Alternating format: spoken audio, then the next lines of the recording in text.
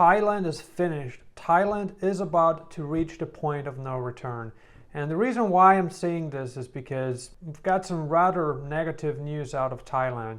And this is not what you're looking for. If you've been waiting for the grand reopening on November 1st, the grand reopening without quarantine, you're fully vaccinated, you're allowed in, no quarantine, well, guess what? I'm sorry to disappoint you, but it ain't happening next month. It just ain't happening next month. This is the first thing I want to talk about, and then I also want to talk a little bit about the property crisis and why you really should reconsider going to Thailand.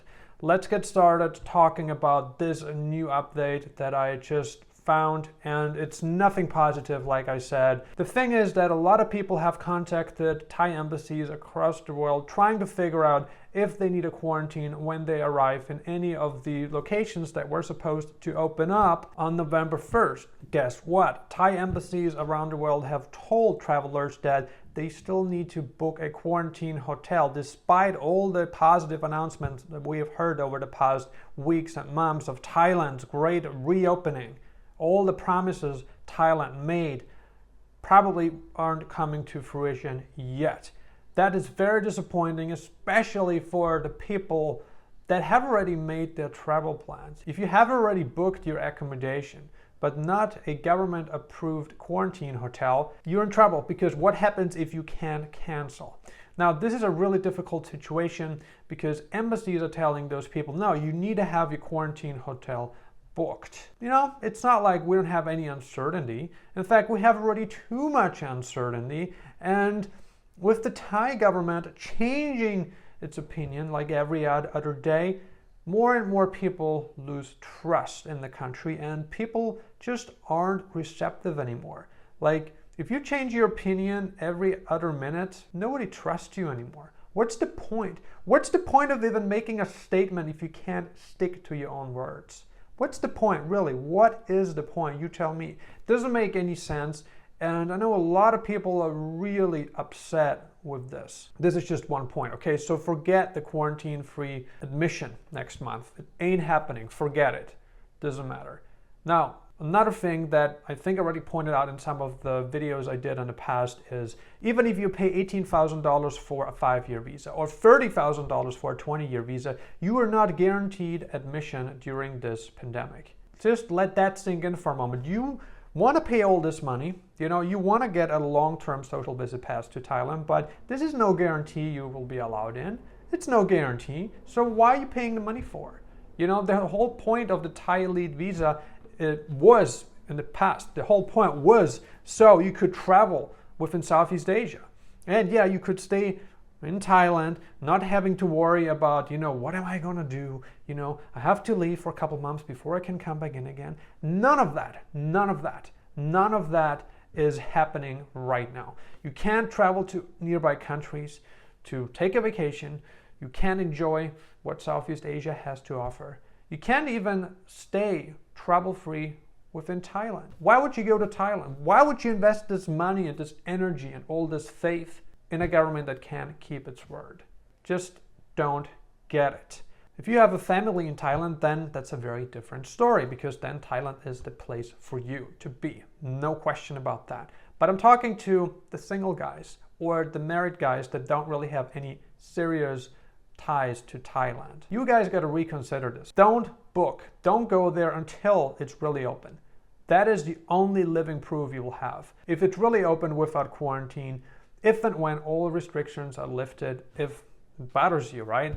I know a lot of people are bothered by the fact, you know, they have to run around with a mask outdoors. It's crazy, especially in the tropics. A lot of people don't want to do that. And then a lot of businesses are closed. The regulations, you know, going from one province to another, people don't want to deal with this kind of stuff, you know.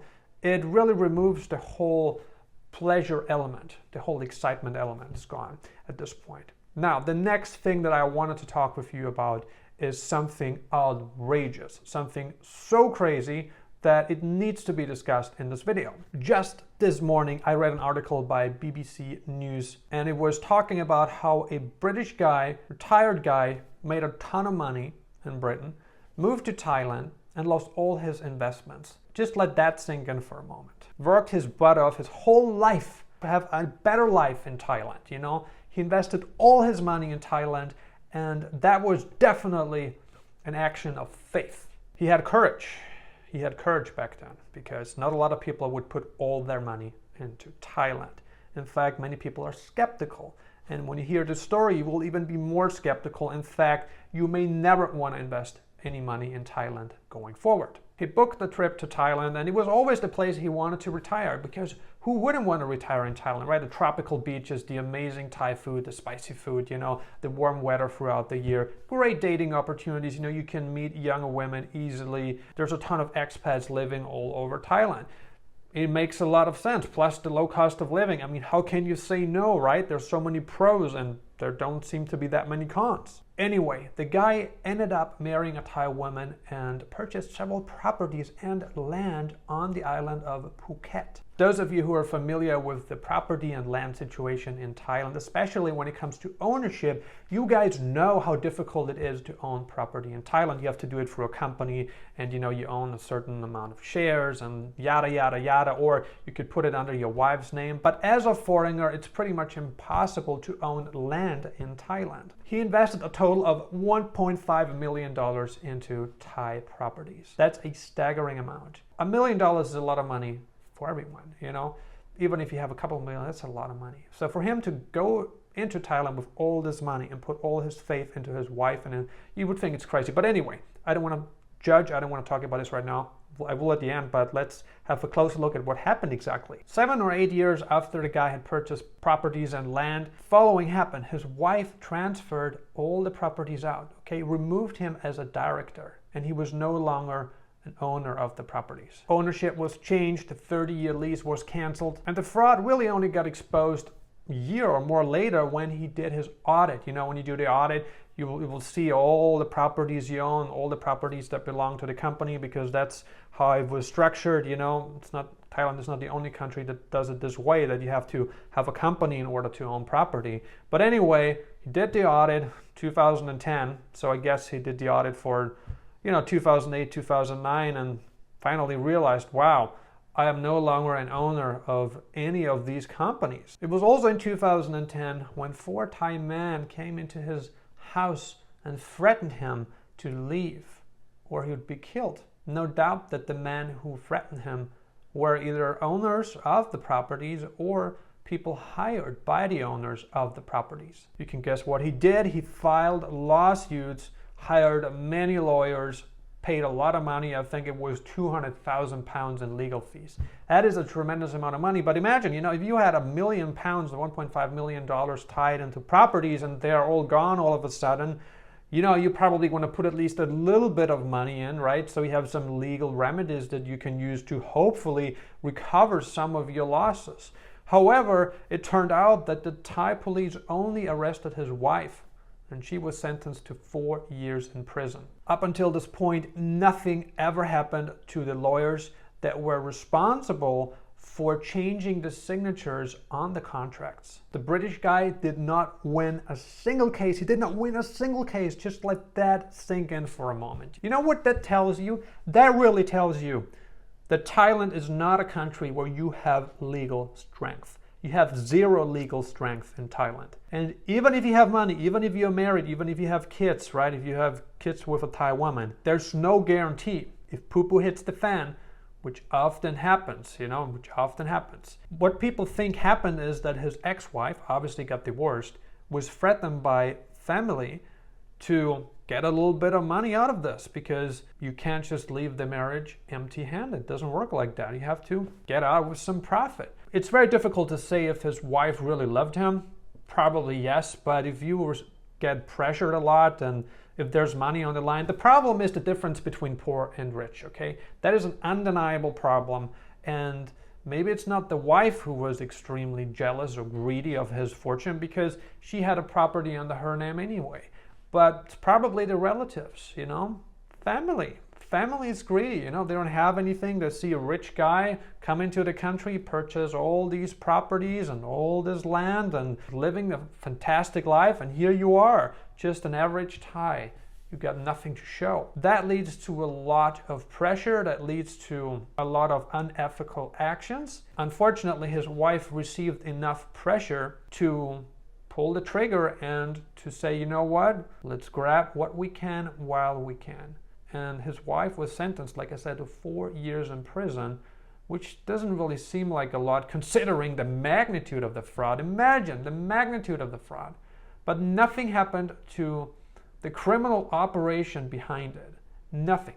Only one person got sentenced, but that's not how it works. You know, if such a scandal happens, there's more than one person that's involved here. The whole takeaway from this story is to never own property in a country where you don't have rights. If you cannot become a citizen of the country, don't even own property. Just rent. Own property in the country where you have legal rights. If you're from the States, own property in the States. Something like this would not happen in the States. No way. Or if you're from Europe, doesn't matter. You own property there. Not going to happen. You're not going to get scammed out of your money like this. And it's really sad. And it frustrates me because hardworking guy lost all his fortune. I mean, he shouldn't have gone in with all the money in the first place. I totally understand that. And if this guy would have been my friend, you know, even I'm much younger than him, would have told him, no way I'm going in with that money. You got to diversify your portfolio. You can't just put all your eggs in one basket. It's just crazy. Well, I can understand, well, you love Thailand so much, yada, yada, yada, but still, you don't do that, okay? Use common sense. That's the message I'm trying to bring across in this video is if you get married in Thailand, great, get married, have kids. You know, if that's the place you want to live, it's the perfect place for you. You love everything, you love the people, everything is great, right? If that's the case, great, do it. But be very mindful with the money that you put in. The more you have and the less the person has that you're with, the bigger the target on your back. You know, even if your wife is a great person, you don't know her family, you don't know her brothers and sisters. You know, to really know a person, you gotta spend a few years with that person. We can pretend to be someone when we're with someone and then, you know, we change, and money changes people. Money changes people, definitely changes people. So this is the end of the travel update. Crazy things are happening in Asia. You really got to reconsider going there, not only because of this property scandal things. And by the way, something I almost forgot to point out, after this guy came out with the story, once he exposed it, you know how many more people exposed? It's just crazy to a chain reaction. A ton of other people came out, oh, you're not the only one. Oh, this happened to me. Oh, worse things happened to me. You know, it's just more and more stories coming out right now. My advice, reconsider travel to Thailand if you're not 100% committed to the country, you don't have family, kids. There's plenty of other places that you can visit and potentially live and have a great life. When do you think Thailand will really open its borders without quarantine to international tourists? Do you think it's going to happen this year? Do you think it could take longer? What do you think about how the Thais are going about this process? Do you think a lot of foreigners are inclined to visit the tropical paradise considering all these restrictions and all these sudden changes in requirements? Leave a comment below and let us know. Make sure to subscribe and turn on alerts to never miss any of my travel updates, visa, and digital nomad videos. Before I let you go, I got 2 recommendations for you. 1, I showed a video on the best countries for single guys. These are great locations that you can visit to have a great time, to date younger women, whatever you want to do. If you like dating, if you are looking to meet someone, then you want to watch this video now. 2, I shot another video on the most open countries in the world right now. These are places that you can visit without entry requirements. Okay, if you want to watch this video, you can do so by clicking right here. Thank you for watching.